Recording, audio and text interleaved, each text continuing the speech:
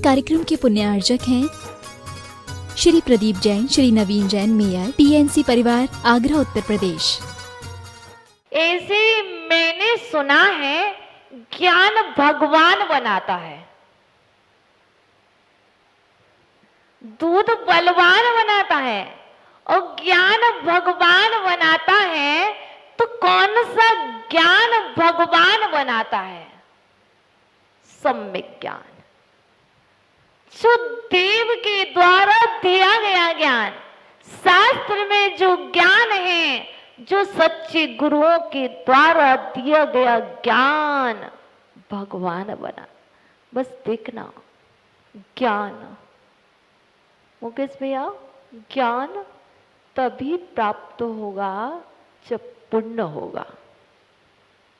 देखो, मां का मिलना, मां की प्राप्ति होना, एक शिशु के लिए मां की प्राप्ति होना पुण्य का उदय।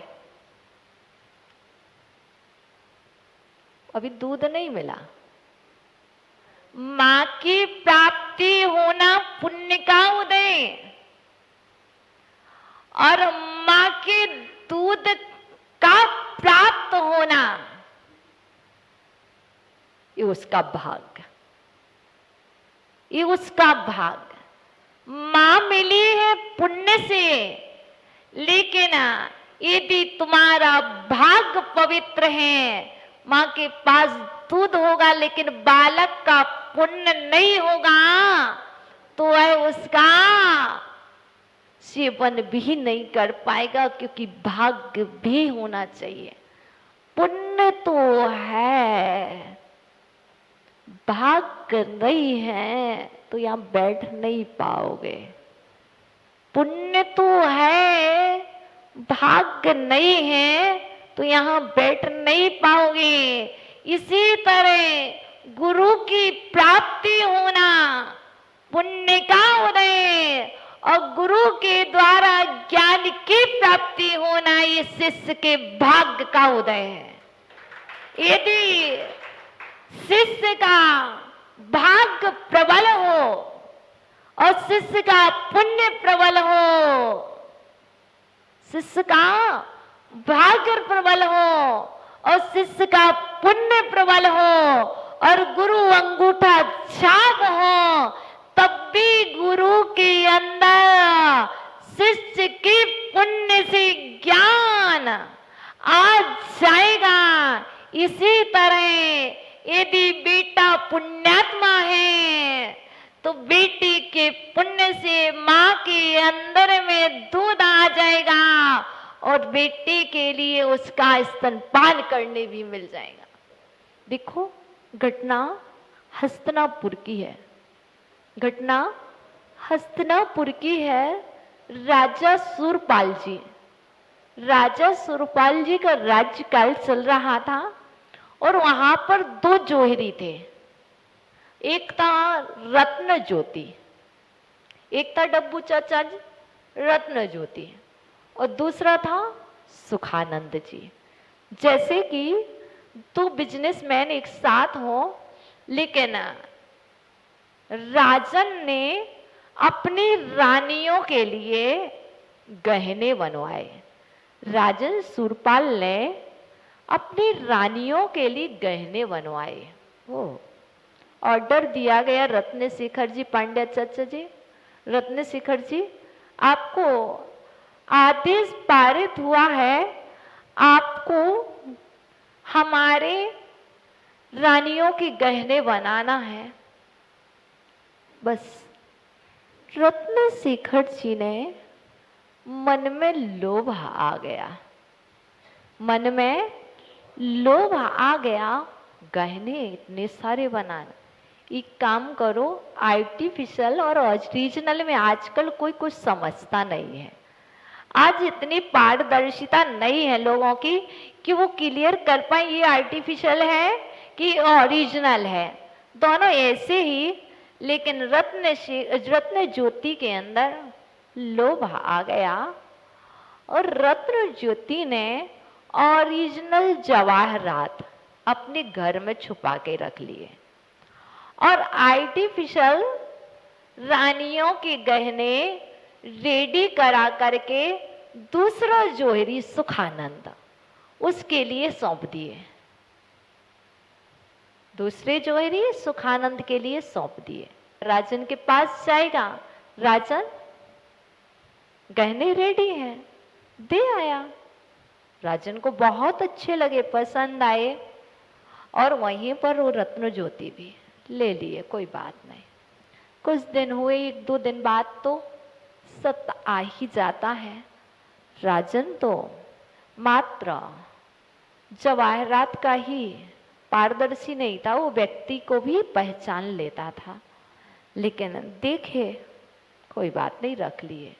और जैसे ही विदित हुआ एक गहने ओरिजिनल नहीं आर्टिफिशियल हैं, राजन ने बिना कुछ सुने क्या किया, व्यक्ति को तो सजा दे करके रहेंगे। आप ही की तरह राजन था, सेम आपकी तरह।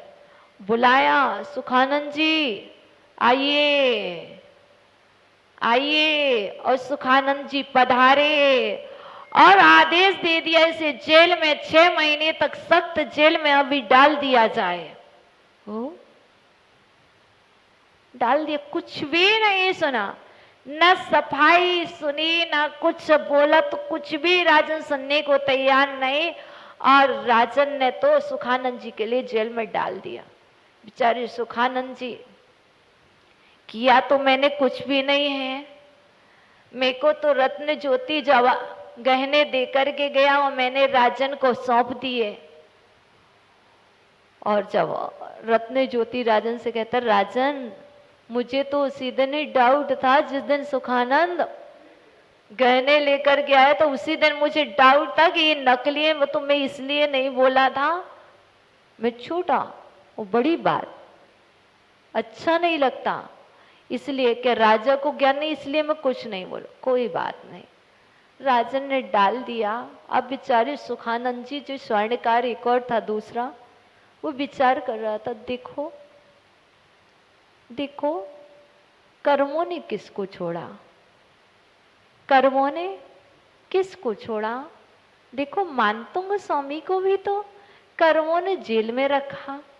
देखो जितने जितने महान महापुरुष हुए हैं, जितने भी बड़े नेताएं हुए, चाहे जवाहरलाल नेहरू को देखो, इन सबके दिन भी तो बड़े बड़े लोगों का जन्म भी तो जेल में हुआ है। किसको छोड़ा? शायद ये जेल कुछ अच्छे के लिए हुई है, ये जेल भी कुछ अच्छे कार्य की सूचना दे रहा है। और राजन उस जेल में 3 दिन बीत गए, 3 दिन तक जल भी नहीं लिया, 6 महीने की सजा सुनाई गई, आखिर सजा मिल भी गई। जेल में तो भोजन पानी तो मिलता है, लेकिन राजन ने, सुखानंद ने ना तो जल ग्रहण किया, ना भोजन ग्रहण किया। देखो मुनियों के वचन मिथ्या नहीं होते हैं। मुनि ने कहा था कि वक्तामर स्त्रोत का 19वां काव्य पढ़ो, सर्वोपद्रव विनाशका। क्या 19वां काव्य सर्वोपद्रव विनाशक है? कैसी भी परिस्थिति आए, कैसी भी स्थिति बने, उस काव्य को पढ़ो। मुनि की बात याद आ रही है। और राजन, वो सुखानंद जी स्वर्णकार, उस कारागृह में, किम सर्वेरी सुससिना निविवस्वता वा युष्मन्मुखेन्दुदलिते सुतामासुनाथा निशिपन्निशालिवनिशालिनि जीवलोके कार्यं कियज्जलधरै जलभारेणम्रै। ॐ ह्रीमर्हं नमो विद्याहराणं, ज्रों ज्रों नमः। ॐ ह्रां ह्रीं भ्रूं याचारीं नमः स्वाहा। इस तरह से सुखानंद ने इस 19वें नंबर के काव्य को रिद्धि मंत्र सहित पवित्र भावों से, क्योंकि जेल में शुद्ध वस्त्र हो ये अनिवार्य नहीं, पवित्र भावों से, यहाँ जरूरी नहीं है कोई कलर के वस्त्र होंगे, जो वस्त्र होंगे जैसी अवस्था होगी, लेकिन भाव पवित्र थे। उन पवित्र भावों से सुखानंद ने इस 19वें काव्य का स्मरण किया और 19वें काव्य का स्मरण से जेल के 3 दिन बाद ही रात्रि के अर्ध पहर में जम्बूमती नाम की एक देवी आती है और सोते हुए उठा ले जा कर के सुखानंद को अपने घर पर छोड़ आती है। और प्रातः वेला होती है, स्वर्णकार सुखानंद अपने बिजनेस जैसे करते थे, नॉर्मल लाइफ जैसे जीते थे वैसे ही जी रहे थे। और यहाँ सूरपाल जी को विदित होता है सुखानंद अपनी दुकान पर बैठा है, वो बिजनेस कर रहा है। देखा जेल का कारागृह का दरवाजा खुला है, पहरेदार सो रहे हैं। ओ अरे मैंने जो स्वप्न देखा था ना रात्रि में, कि रात्रि में कोई आया, एक जेल में प्रकाश हुआ, पहरेदार सोते रह गए, ये स्वप्न तो मेरा वही था। राजन समझ गया कि सुखानंद निर्दोषी था, रत्न ज्योति ने उसे फंसाया था और राजन सुरपाल ने रत्न ज्योति को बुलाया और कारागृह में बंद करवा दिया और सुखानंद से क्षमा याचना की। हे सुखानंद, मुझे क्षमा कर दो, मुझसे गलती हो गई है। और राजन ने सुखानंद पर बहुत पूर्ण विश्वास किया। इसी तरह आप सभी, यह जो यंत्र है, इस काव्य में जो यंत्र है, उस यंत्र को यदि कोई अपने पास रखता है, जिसे हमेशा डर रहता है, भय रहता है, हम व्यवहार नय की बात कर रहे हैं, व्यवहार नय में डर रहता है, भय रहता, कोई हमें कुछ कर दिया है, कोई कुछ कर देगा, जो इस यंत्र को 19 नंबर काव्य के यंत्र को अपने पास रखता है, उसके ऊपर किसी भी मंत्र, किसी का जादू, किसी का टोटका, किसी का मोट, इस सभी का कोई प्रभाव नहीं पड़ता है, क्योंकि इससे प्रभावित होकर के सब अपने स्थान पर पहुंच जाते हैं, आप सुरक्षित सेफ रह जाते हो। इसलिए आपको हम पुनः पुनः बार बार कहते हैं, आपको कहीं जाने की आवश्यकता बिल्कुल नहीं है, स्वप्न में भी कहीं नहीं जाना। दोनों नए से भक्तमर स्त्रोत को पढ़ना, एक दृष्टि से मत पढ़ो, दोनों दृष्टि से पढ़ो, तुम्हारा कल्याण होगा, तुम्हारा मोक्ष का पुरुषार्थ सिद्ध होगा। इसलिए मात्र कोई भी ग्रंथ पढ़ो दोनों दृष्टि से। आज नई शिक्षा आपके लिए यह है, आपको हमने पूर्व में कहा था, आज पुनः विदित कराते हैं।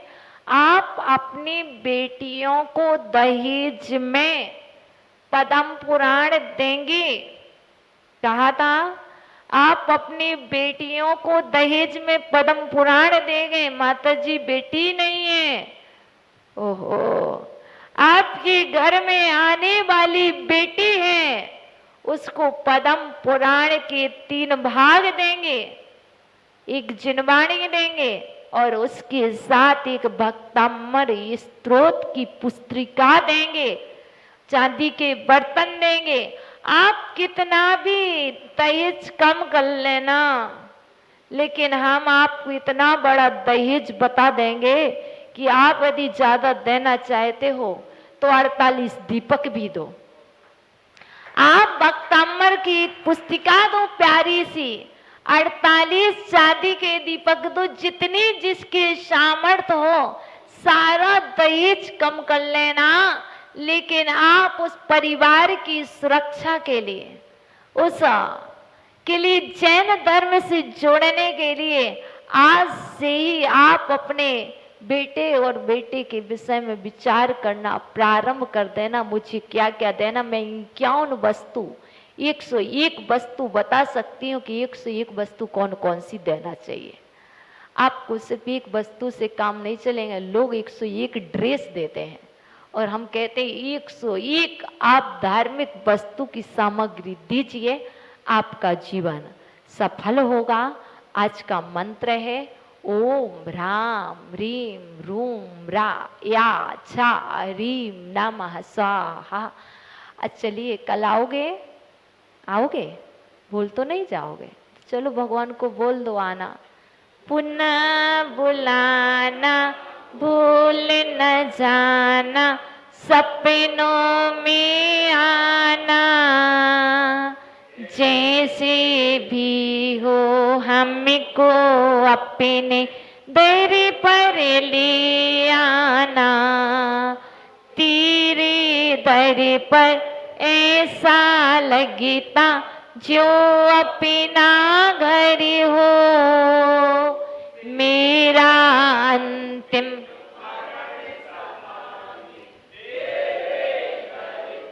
ना जाने कब तेरे दर से चलना हो जाए। किसी विधि फिर से दर्शन पाना दुर्लभ हो जाए। उत्तमार्थ प्रतिकर्म करूं मैं, सर्व दोष हर लो। मेरा अंतिम मरण समाधि तेरे दर पर हो। हे भगवान, यदि मुझसे प्रमादवशा ज्ञातवशा कोई असुंदर चेष्टा हो गई हो तो इस जिनालय में निवास करने वाले देवाधिदेव महावीर प्रभु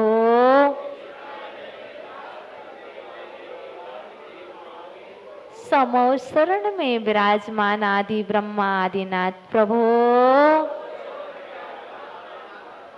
मेरे समस्त अपराधों को क्षमा करें, क्षमा करें, सद्बुद्धि दें।